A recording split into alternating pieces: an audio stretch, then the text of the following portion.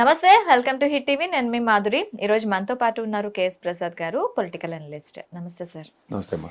Sir, మిర్చికి మద్దతు ధర గురించి మనకి అప్పుడు తెలంగాణలో పసుపు మద్దతు ధర గురించి కవిత మాట్లాడారు. ఇప్పుడు ఆంధ్రాలో మిర్చి మద్దతు ధర గురించి మాట్లాడుతూ ఉన్నారు. మనకు ముఖ్యంగా అక్కడ మిర్చి మద్దతు ధర 11,781కి కంటే కేంద్రం ఇవ్వనంటోంది అని, కేంద్రం ఆల్రెడీ అది ఫిక్స్ చేసిందని ఒక కేంద్ర మంత్రి. ఏం జరుగుతుంది సార్? మద్దతు ధర అనేది ఎవరు నిర్ణయిస్తారు, ఎలా నిర్ణయిస్తారు? దీన్ని ఎలా ప్రజలు ఎలా అర్థం చేసుకోవాలి? ఇందులో అర్థం చేసుకోవడానికి ఏం లేదమ్మా. ఇప్పుడు గత ప్రభుత్వంలో ధర ఏది పలికింది అన్నది చూసుకోగలిగితే అగ్రిగేట్ 20,000 పైన పలికింది. మొన్న జగన్మోహన్ రెడ్డి గారి మిర్చి యార్డు సందర్శనం, తదనంతర పరిణామాల్లో గౌరవ ముఖ్యమంత్రి గారు కేంద్ర మంత్రి శివరాజ్ సింగ్ చౌహాన్కి రాసిన ఉత్తరాల్లో దాంట్లో క్లియర్గా మెన్షన్ చేస్తున్నారు, రాశారు. అండ్ కేంద్ర ప్రభుత్వమే మిర్చికి కానీ రైతు వడ్లకు కానీ ఇలాంటి వాటికి అన్నిటికీ అదే కేంద్ర ప్రభుత్వం ధరలు నిర్ణయిస్తుంది. అప్పుడు రాష్ట్ర ప్రభుత్వం నుంచి ఒక నెగోసియేషన్, ఒక డైలాగ్ ఓపెన్ అవ్వాలి.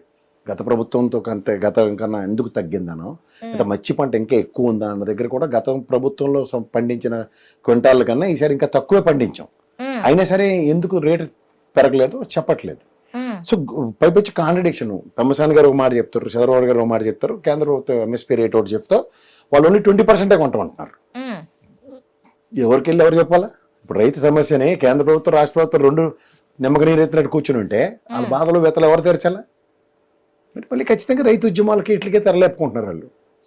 ఓవరాల్ గా ఇంత డైలాగ్ ఓపెన్ చేసాం, నెక్స్ట్ నెగోసియేషన్ స్టార్ట్ చేసాం, ఓవరాల్ గా ఇది చేస్తాం అది చేస్తాం అని చెప్పి అవుట్కమే లేకుండా చేస్తే దాని అర్థం ఏంటి? ఏం చెప్తున్నారు? 11,781 రూపాయకి ₹1 తక్కువ కొనం, 11,780 మద్దతు ధర అంటే అది చెప్పట్లే. తీరా చెప్తే రాష్ట్రంలో 10,020 రూపాయల కంటే ₹1 కూడా పెంచేది లేదని ఎవరు చెప్తున్నారు? చంద్రబాబు నాయుడు చెప్తారు, ఎస్సీఆర్ చెప్తున్నారు. సో ఏంది ఇది? కేంద్ర ప్రభుత్వం నిర్ణయించిన రేటు కొనరు, స్టేట్ గవర్నమెంట్ కి డిస్క్రిప్షన్స్ తీసుకోరు. ఏం చేయాలి రైతులు? ఎదురుపడి సవాళ్ళు. కోతవేడి దూరంలో ఉన్న మిర్చి వాటికి వెళ్ళి సందర్శించి వాళ్ళు ఎతలో తెలుసుకోవడానికి బాధాకరంగా ఉంది వీళ్ళకి. దీనికి మళ్ళీ ప్రజాస్వామ్యం అని పేరు పెడితే దీని గురించి షర్మిల కూడా మాట్లాడినట్టుంది కదా సార్. ఎవరికి ఉపయోగం? మా అమ్మాయి గురించి 10 సార్లు అడుగుతారు అందరూ జర్నలిస్టులు. ఏటి ఆవిడ వాళ్ళని ఎవరికి ప్రయోజనం? ఆవిడకి ఏంటి తెలియదు, ఆవిడ వదిలేసి పక్కకి ఆడుకోమని చెప్పండి. టైం వేస్ట్ బ్యాచ్ వాళ్ళు. ఇవన్నీ ఏంటంటే కేంద్ర ప్రభుత్వంలో ఉన్న అపోజిషన్ లీడర్గా ఉన్న రాహుల్ గాంధీతో గలం వినిపించగలిగితే వీళ్ళ ఎఫర్ట్స్ కరెక్ట్. అంతేకాని ఆ వ్యాసంలో ఇటు తిరిగి అడిగి మళ్ళీ జగన్మోహన్ రెడ్డి మీద పడేయడం తప్ప ఆ అమ్మాయికి ఏది తెలుసు? Cheese puppet. ఏదో డబ్బులు ఇస్తే ఎవరి దగ్గర మాట్లాడుకొని తిరుగుతుంది ఆవిడ. సబ్బు సందర్భంలో నేను మాట్లాడి నేను అవి అడుక్కోవాలి. ఆవిడ ఊరికి తీసుకుని తోరలాడిందని ఆవిడ తీసుకొచ్చి బలవంతాన్ని మన్నెతికి రుద్ది ఆవిడ పెద్ద రాజకీయ మేధావం చేస్తే ఎవరికి ఉపయోగం? ఎరవలే ఎలాంటి నేను అదొక కాంగ్రెస్ పార్టీ. అసలు ఆంధ్రప్రదేశ్లో బుద్ధి జ్ఞానం ఉంటే కాంగ్రెస్ పార్టీ గురించి ఎవరైనా మాడితే మర్యాద కూడా ఉందని చెప్పండి. ఎందుకంటే ఇట్స్ వెరీ క్లియర్. రాష్ట్ర విభజన తర్వాత ఇవాళకి మనకి దిక్కు దివాలని నిస్సహాయ స్థితిలో కారణకులు ఎవరైతే వాళ్ళే కాంగ్రెస్ వాళ్ళు మాట్లాడబెట్టమ్మా. ఏ ధైర్యంతో మాట్లాడతారు వాళ్ళు? వాళ్ళతో పార్టీ వాళ్ళు మళ్ళీ అధ్యక్షులు వాళ్ళేం మన నెత్తికొచ్చి మనకు గురించి మాట్లాడడం. అయితే ఈ మిర్చి మద్దతు ధర గురించి తీసుకున్నట్లయితే దీనికి పెద్ద ఎత్తున ఇప్పుడు ప్రజా సంఘాలు కూడా ముందుకు వస్తున్నాయి. వస్తాయి మా అభ్యస్గా వస్తాయి. ఇప్పుడు అందరి బదులు షర్మిలమ్మని కూర్చొని ఆమాన్య తీసుకొని చచ్చిపోయేదాకా పొట్టి శ్రీరాములాగా ఏదైనా పని చేయమని పనికొచ్చిన పని అంతే. అవి కాకుండా ఈ పోస్కోల్ కబుర్లు అని చెప్పుకుని ఎన్నాళ్ళ కాలసేపలు చేసుకుని తిరుగుతారు. ఎవరికి ఉపయోగం వల్ల? వీళ్ళు రాజకీయ నాయకులు మనం ఉద్ధరించడానికి వీళ్ళు మైక్ ఇవ్వగానే ఏం మాడతారో తెలియదు. ఇప్పుడు గత సంవత్సరం అంటే మనకి ఇంతకు ముందు ఎలక్షన్స్ ముందు మిర్చి మద్దతు ధరకి ఇప్పుడు మిర్చి మద్దతు ధరకి దాదాపు 9,000 రూపాయల వరకు రిడక్షన్ కనిపిస్తుంది, తక్కువ కనిపిస్తుంది. దీన్ని అధిగమించడానికి ఎలాంటి చర్యలు తీసుకోవాలి అంటారు రైతులు కానీ ఈ ప్రజా సంఘాలు కానీ? మిర్చి అమ్మకుండా ఉంటే మనకి స్టాక్ చేసుకునేటందుకు మనకి అన్ని ప్రివిలేజెస్ ఉన్నాయా? అంటుందమ్మా, ప్రభుత్వపరమైన గిడ్డంగులుండి ఇట్లాంటి ఎరోనియస్ సర్కమ్స్టాన్సెస్ లో రైతులను ఆదుకోవడానికి రైతు భరోసా నిధులు ఇలాంటివన్నీ ఉండాలమ్మా. ఉన్నప్పుడు ఏమవుతుందంటే పైపచ్చి మిర్చి పంట ఇస్ కాస్ట్లీయెస్ట్ కల్టివేషన్. అది 4 సార్లు రోజుకి నీళ్లు పెడతాను కానీ అది పండదు, అంత ఈజీ కాదు. సో వాడికి ఈ రోజు రైతు కూలీల వేతనాలు ఎంత ఉన్నాయో తెలుసు కదా, వాళ్ళ వేతనాలు ఎంత ఇవ్వాల్సి వస్తుందో. 1,000 రూపాయల దగ్గర ఉన్నారు వాళ్ళు. ఈ రైతు దాన్ని ఏమంటారు, నరేగా నిధుల ధర్మం అని ఆడవాడు రైతు కూలీలే దొరకట్లేదు ఎవరికి. పంటలు వేసుకున్న వాళ్ళు సావులు వాళ్ళు వస్తున్నారు. సో దీనికి ప్రభుత్వం కేంద్ర రాష్ట్ర ప్రభుత్వాలు కూడా సహకారాలు అందించిపోతే ఎట్లా? ఆపన్నహస్తం కింద ఈ ఖరీఫ్ రబీ సీజన్లో రావాల్సిన కేంద్ర ప్రభుత్వం ఇవ్వాల్సిన ఇస్తూనే ఉంది. ఈ రాష్ట్ర ప్రభుత్వం ఇప్పటికి ఇవ్వట్లే. బడ్జెట్ పెట్టి ఏం చేస్తారో దేవుడికే తెలియాలి. గాల్లో దీపం ఇవ్వరు. ఇప్పుడు మిర్చి సంఘాలు కానీ లేదంటే రైతు భరోసా కేంద్రాల్లోనూ అట్లలోనూ సంబంధిత కార్యకలాపాలను నిర్వర్తించుకునే కార్యక్రమాలకు వెసులుబాట్లు ఇవ్వాలి. వాళ్ళకి ఏమి చేయకుండా ఆ మిర్చి అట్లకి తరలించి కూర్చొని తరలించాలని ఖర్చులు కూడా రాకపోతే కింద సెదలు పట్టేస్తున్నాయి. ఎన్నాళ్ళైందమ్మా 78 సంవత్సరాల స్వాతంత్రం వచ్చి కూడా ఈ రోజుకి కూడా వ్యవసాయ ఆధారిత దేశం అని తెలిసి కూడా హైయెస్ట్ GADP కంట్రిబ్యూషన్ వ్యవసాయం నుంచి వస్తూ కూడా దగ్గర రాష్ట్ర దేశాల్లో 57%. వాళ్ళకి ఇప్పటికి కూడా వాళ్ళకి ఒక కార్యాచరణ లేదంటే ఏం చెప్పాలని దేనికి ప్రభుత్వాలు? ఇంకొకటి సార్, మనకి మిర్చి కల్టివేషన్ జరిగేది ఎక్కువగా ఆంధ్రప్రదేశ్లోనే. మనకి ప్రపంచం మొత్తం మీద తీసుకున్నట్లయితే గుంటూరు జిల్లా పేరుగాంచింది. అలాంటి ఆంధ్రప్రదేశ్ జిల్లాకి మేము రైతులకి అండగా ఉంటామని చెప్పిన కేంద్ర ప్రభుత్వం కానీ, రైతుల పక్షాన మేము మాట్లాడతామని చెప్పి ఇంతకు ముందు తెలుగుదేశం పార్టీ ఎద్దేవా చేసిన సంఘటనలు చాలా చూసాం. అలాంటిది ఒక ఇంకొంచెం మనకి ఏదైనా ఎక్కడి నుంచో తీసుకొచ్చి నిధులు పెట్టాల్సిన అవసరం లేదు, ఎక్కడి నుంచో కంపెనీలు తీసుకొచ్చిన అవసరం లేదు. మనకి చేతిలో ఉన్నదాన్ని ఎందుకు మార్కెటింగ్ చేయలేకపోతుంది ప్రభుత్వం కానీ, కేంద్ర ప్రభుత్వం కానీ, రాష్ట్ర ప్రభుత్వం కానీ? చిత్తశుద్ధి. ఇప్పుడు నేను అంటుంది సంపద సృష్టిస్తాం మన దగ్గర. This the golden privilege and golden opportunity. ఈ మిర్చిని ప్రభుత్వమే నిర్దేశిత ధర నిర్ణయించి ఈ స్టాక్ యార్డ్ లో పెట్టమనండి, ఎక్స్పోర్ట్ మాడ్యూల్ ఓపెన్ చేయమనండి. ఇది ప్రపంచవ్యాప్తంగా ఉన్న డిమాండ్ ఉంది కదా. కాదు, కేంద్రం కొనుక్కోవాల్సిన అవసరం లేదు కదా. ఇప్పుడు గ్లోబల్ గా ఎంత ఎక్స్ప్లోర్ అవుతుంది కదా, ఎందుకు ఆ విధంగా ఆలోచించలేకపోతున్నారు? నేను చెప్తుంది అదేనమ్మా. ఇప్పుడు మిర్చి పంట లేదా వడ్లు ఇలాంటివన్నీ ఎక్స్పోర్ట్ సక్సెస్ నెరేషన్స్ లో మొన్నే చూశారు కదా. షిప్పులు అమ్మబడి సీజ్ షిప్పులు ఇవన్నీ పెట్టకదలని చెప్పుకు తిరిగి బదులు సంపద సృష్టించడానికి ఒక మార్గం ప్రభుత్వమే ఎక్స్పోర్ట్ మాడ్యూల్ క్రియేట్ చేయమని అంటున్నా. మీరు అన్నట్టు దానికి సొల్యూషన్ ప్రాస్పెక్ట్ అంటే రైతులు పండించిన పంటల్ని ప్రభుత్వం ఒక రేట్ ఫిక్స్ చేయమనండి. నాకు నచ్చితే రైతులు వడ్లు పండిస్తారు, లేకపోతే మిర్చి పండిస్తారు, లేదా జొన్న పండిస్తారు, లేకపోతే వరి దాన్ని ఏమంటారు కందిపప్పు పండిస్తారు, పెసరపప్పు పంపిస్తారు. ఇవన్నీ వాళ్ళు డిసైడ్ చేసుకోవడానికి రైతు భరోసా కేంద్రాల త్రూగా ఇది ప్రభుత్వం ఈ కార్యకలాపాలు నిర్వర్తించి రిలయన్స్ వాడు ఇంకోటి చేయగలుగుతారు కానీ మనం ఎందుకు చేయలేం?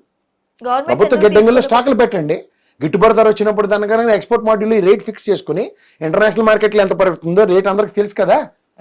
ఆ దాంట్లో మీకు ఈ సంవత్సరం ఈ మిర్చికి ప్రభుత్వం ఈ నిర్ణయం తీసుకుంది, కేంద్ర ప్రభుత్వం. రాష్ట్ర ప్రభుత్వం మేము ఎక్స్పోర్ట్ చేయడానికి నిశ్చయించుకున్నాం. దీంట్లో మనకి ఎక్స్ట్రా 4,000, 3,000, 2,000 వస్తాయి. అంచేత మేము ఈ ధర నిర్ణయిస్తున్నాం, మీరు మాకు అమ్మండి. మేము స్పాన్ ఆఫ్ నో టైం ఎల్సీలు అప్పుడు ఓపెన్ చేయమనండి, లెటర్ ఆఫ్ క్రెడిట్లు. బ్యాంకులతో నెగోషియేషన్స్ అవే కదా. ప్రజాస్వామ్యంలో ప్రభుత్వాలు దేనికుంటాయి? గుడ్డుగురాలకు పలుతోవడాక. రైతుకి ఈ విధంగా సమస్య వచ్చినప్పుడు స్పాంటేనియస్ రియాక్టివ్ మోడ్ లో బ్యాంకులతో అనుసంధానించి ఈ స్టాక్ గవర్నమెంట్ కొంటుంది. ఈ దేశానికి ఎక్స్పోర్ట్ చేయడానికి విదేశాంగ శాఖ మంత్రితో మాట్లాడి నెగోషియేషన్స్ ఓపెన్ చేయండి.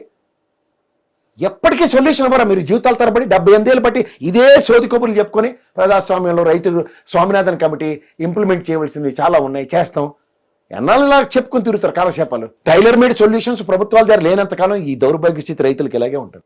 ఎందుకు సార్, ఎందుకు ఆ నిర్ణయం? వీళ్ళకి ఒళ్ళొంగక చేతకాక, వీళ్ళ రైతుల పట్ల విధి విధానాలు తేర్కానం కాక, ఏ పంటలు పండుతున్నాయి వ్యవసాయ శాఖ మంత్రికి ప్రాథమిక అవగాహన లేకుండా ఉంటాడా? ఎంతసేపు ఉంటుందమ్మా? వ్యవసాయ శాఖ ఉంటుంది కదా, దాంట్లో తీసుకురావడానికి డేటా ఎంత? పలానా డిస్ట్రిక్ట్లో పలానా హెడ్ క్వార్టర్స్లో ఎంత మిర్చి పండుతుంది, ఎంత వరి పండుతుంది, ఎంత పత్తి పండుతుంది, ఎంత కందులు పండుతున్నాయి, డిమాండ్ ఎంత ఉంది, సప్లై ఎంత ఉందో గత లెక్కలు తీసుకుని ఆపాడు తేల్చుకోలేరు. రాష్ట్ర అవసరాలకి ఎంత ఉంది, ఇంతకన్నా మనం ఎంత ఎక్స్పోర్ట్ చేయొచ్చు, దీంట్లోంచి ఆప్షన్స్ ఎలా ఎక్స్ప్లోర్ చేయాలి, ఈ ప్రాథమిక అవగాహన లేకుండా ఎలా ఉంటారు వీళ్ళందరూ? ఇన్నాళ్ళు బట్టి ఇదే సోది. మిర్చి పంట అధికంగా పండిందట, టమాటా అధికంగా పండిందట. టమాటాలను బట్టి కెచప్ గాలు వీళ్ళందరూ ఉన్నారు కదా, టమాటా కెచప్లు చేసుకుని వాళ్ళతో అనుసంధానించలేరా? మిర్చికి హైయెస్ట్ కాన్సన్ట్రేట్ చేయడానికి వచ్చిన 1 డ్రాప్, మనం 10 మిర్చీలు వేసుకునే దగ్గర 1 డ్రాప్ సొల్యూషన్స్ తయారు చేసే కంపెనీలు కూడా ఉన్నాయి. ఎందుకు అలాంటి కంపెనీలని గవర్నమెంట్ ఎంకరేజ్ చేయలేకపోతుంది? ఫుడ్ ప్రాసెసింగ్ యూనిట్ మా బాధలు నీకు చెప్తాను. నేను నా first company no Agritech Limited, that's a food processing unit with German collaboration. Okay, you won't believe it. మీరు ఇందాక చెప్పొచ్చు, ఒక డ్రాప్ మిర్చి ఈక్వల్ టు ఫంజెన్సీ ఎంత ఉంటుందంటే అంత ఫంజెన్సీ ఉంటుంది. We use to extract oils from spices like pepper, chilli, everything. Sri Lanka నుంచి కూడా పెప్పర్ 385 రకాల పైచీలక చిల్లీ ఉంటాయి తెలుసమ్మా. ఇక్కడ గుంటూరులో చూడండి సన్న మిరపకాయ, గుంటూరు కారం మిరపకాయ లాంటివి అలాంటి ఉంటాయి చూడు. అలా ఓవరాల్ గా వరల్డ్ వైడ్ 385+ వెరైటీస్ ఉన్నాయి. అలాంటి వాటి నుంచి ఎక్స్పెరిమెంట్స్ చేసి దగ్గర ఫుడ్ ప్రాసెసింగ్ యూనిట్స్ కి ఎక్కడున్నాయి చెప్పు? దేశవ్యాప్తంగా ఫుడ్ ప్రాసెసింగ్ జోన్స్ కి కేంద్ర ప్రభుత్వ నిర్ణయాల ప్రకారం ఈ పాటికి రాష్ట్రానికి ఒకటి నాట్ లెస్ దెన్ వేల సంఖ్యలో రావాలి. వాటికి వచ్చిన అడ్వాంటేజ్ ఏది? కర్నూలు ఆ పరిసర ప్రాంతంలో టమాటా పంటకైతే దిక్కుదేవనం లేదు. నేను అనుకుంటున్న ప్రాణాలు తెగించి 10 రూపాయలకు కొంటామని చెప్తున్నారు.